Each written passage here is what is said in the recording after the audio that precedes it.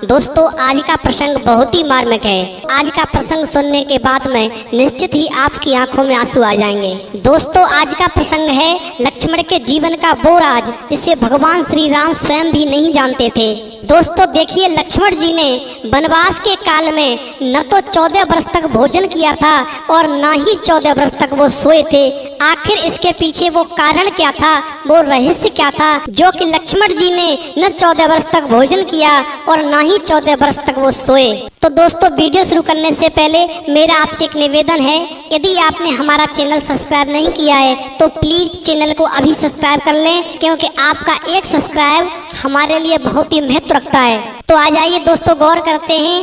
देखिए, जिस समय पर रावण का वध करने के बाद में भगवान श्री राम, लक्ष्मण और सीता जी वापस अयोध्या में आ जाते हैं, तो एक बार भगवान श्री राम और लक्ष्मण बैठे हुए थे, तब तक अगस्त्य मुनि का आगमन होता है और भगवान श्री राम और अगस्त्य मुनि के बीच में लंका युद्ध का प्रसंग छिड़ जाता है। तो भगवान श्री राम अगस्त्य मुनि से कहने लगे कि मैंने रावण और कुंभकर्ण जैसे वीरों का वध कर दिया है और अनुज लक्ष्मण ने भी इंद्रजीत और अतिका जैसे शक्तिशाली असुरों को मारा है। तो दोस्तों अगस्त्य मुनि कहने लगे कि इसमें तो राम कोई संशय नहीं है कि रावण और कुंभकर्ण प्रचंड वीर थे, लेकिन सबसे बड़ा वीर था इंद्रजीत, जिसे लक्ष्मण के अलावा कोई नहीं मार सकता था।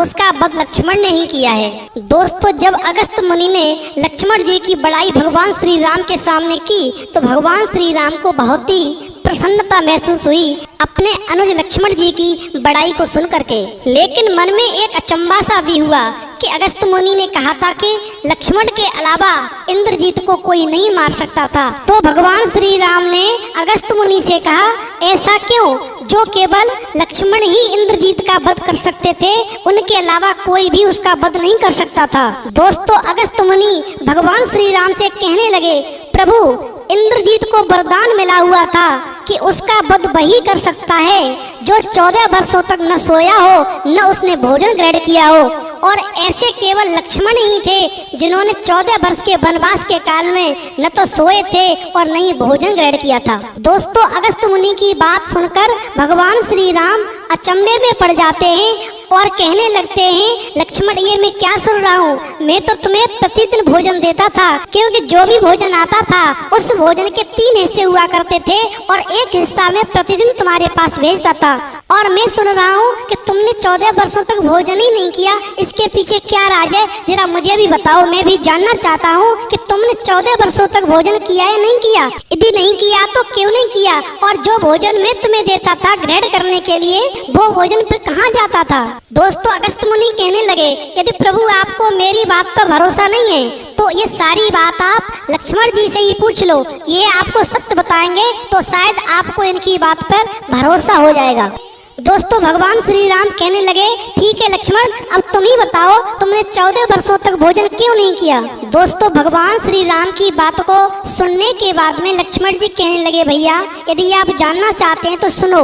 दोस्तों भगवान श्री राम की बात सुन करके और लक्ष्मण जी कहने लगे, भैया 14 वर्षों का जो वनवास था उस समय में आप और माता एक कुटिया में सोते थे और मैं रात भर बाहर धनुष बाण चढ़ाए हुए आप लोगों की रक्षा में रहता था। मैं हमेशा कुटिया के बाहर 24 घंटे पहरा देता रहता था।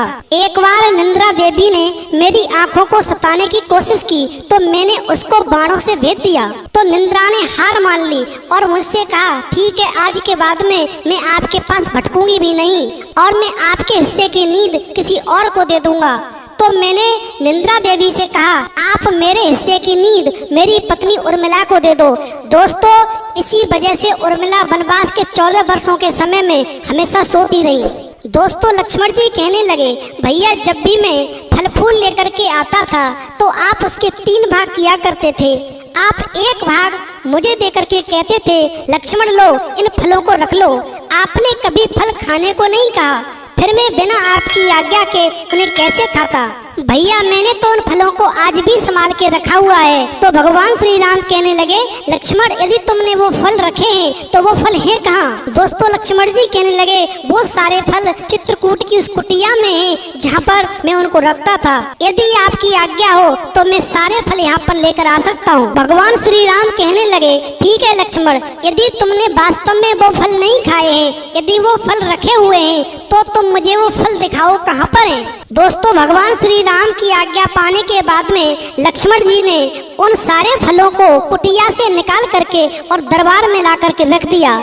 जब भगवान श्री राम ने उन सारे फलों को देखा तो अचंभे में पड़ गए और कहने लगे, लक्ष्मण इन फलों की गिनती करो। दोस्तों जब भगवान श्री राम ने उन दोनों की गिनती करवाई तो उसमें से 4 दोने कम थे। तो भगवान श्री राम कहने लगे, लक्ष्मण इसमें 4 दोने कम है, इसका मतलब ये है कि तुमने 4 दिन भोजन किया है। दोस्तों भगवान श्री राम की बात सुनने के बाद में लक्ष्मण जी कहने लगे, नहीं भैया, ये 4 दोने कम इसलिए नहीं है कि मैंने भोजन किया है, ये 4 दोने कौन से कम है आप जानना चाहते हो तो सुनो।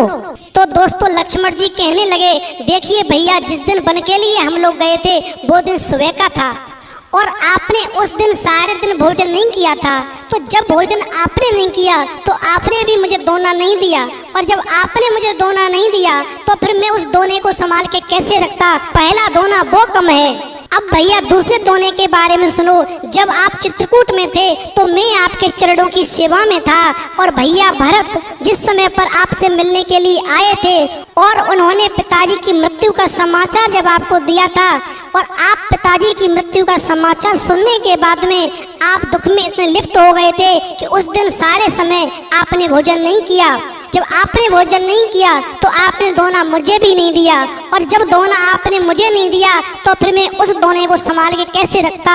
इसलिए दूसरा दोना वो कम है। अब भैया तीसरे दोने के बारे में सुनो। जिस दिन आप मृग को मारने के लिए गए थे उस दिन सीता माता के आदेशानुसार मैं भी आपको देखने के लिए आपके पीछे पीछे गया था और एक रेखा खींच गया था। जब हम और आप वापस लौट करके आए थे तब तक सीता माँ का हरण हो चुका था, और उस दुख में आपने सारे दिन भोजन नहीं किया था। तो जब आपने भोजन नहीं किया तो आपने वो दोना मुझे भी नहीं दिया, और जब वो दोना आपने मुझे नहीं दिया तो फिर मैं उस दोने को संभाल के कैसे रखता? तीसरा दोना भैया वो कम है। अब चौथे दोने की बात सुनो। भैया जिस दिन मुझे शक्ति लगी थी उस दिन भी सुबह का समय था और मैं आपकी गोदी में पड़ा हुआ था। उस दिन भी पूरे समय आपने कुछ नहीं खाया, तो फिर आपने मुझे भी नहीं दिया क्योंकि मैं तो आपकी गोदी में बेहोश पड़ा हुआ था।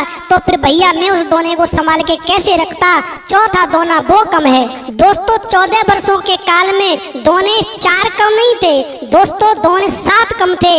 4 दोनों का हिसाब तो लक्ष्मण जी ने दे दिया, और 3 दोनों का समय भगवान श्री राम के पास पहले से ही था, क्योंकि जिस समय पर पुल का निर्माण हो रहा था लंका पर चढ़ाई करने के लिए, तो 3 दिन तक भगवान श्री राम समुद्र से प्रार्थना करते रहे थे, और उन्होंने 3 दिन तक वो भोजन नहीं किया था। तो वो खुद ही समझते थे कि जब 3 दिन भोजन मैंने नहीं किया है तो लक्ष्मण जी ने भी 3 दिन तक भोजन नहीं किया है। इस प्रकार से दोस्तों लक्ष्मण जी ने सारे दोनों की गिनती कराई तो भगवान श्री राम की आंखों में दोस्तों आंसू निकलने लगे और कहने लगे, लक्ष्मण मैं तो तेरा रेडी हो गया। ये तो मैं जानता था कि तुम 14 वर्षों तक नहीं सोए हो, लेकिन ये नहीं जानता था कि तुमने मेरी रक्षा के लिए 14 वर्षों तक भोजन भी नहीं किया है। लक्ष्मण मैं तुम्हारा रेडी हूँ, अब ये ऋण तुम्हारा मैं कैसे चुकाऊंगा? जाओ मैं तुम्हें एक वचन देता हूँ कि तुम द्वापर युग में बड़े भाई बन करके आओगे और मैं छोटे भाई के रूप में अवतार लूंगा, तब मैं तुम्हारी सेवा करूंगा। दोस्तों भाई हो तो ऐसा जो भाई के लिए कुर्बान हो जाए। भाई वो नहीं कहलाता जो भाई से छोटी छोटी बातों को लेकर के लड़ता है, झगड़ता है, परिवार में कलह करता है। दोस्तों भाई बनना है तो राम लक्ष्मण की तरह बनिए, उन जैसे संस्कार अपने अंदर डालिए, उनके आदर्शों पर चलिए, तो जीवन में सदा परिवार में सुख शांति बनी रहेगी। दोस्तों यदि हमारी वीडियो पसंद आई हो तो प्लीज हमारे चैनल को सब्सक्राइब करें, लाइक करें और शेयर करें, क्योंकि आपका एक सब्सक्राइब हमारे लिए बहुत ही महत्व रखता है। दोस्तों इस वीडियो में इतना ही, फिर मिलेंगे एक नई वीडियो में नए प्रसंग के साथ। तब तक के लिए जय श्री राधे, जय श्री कृष्णा।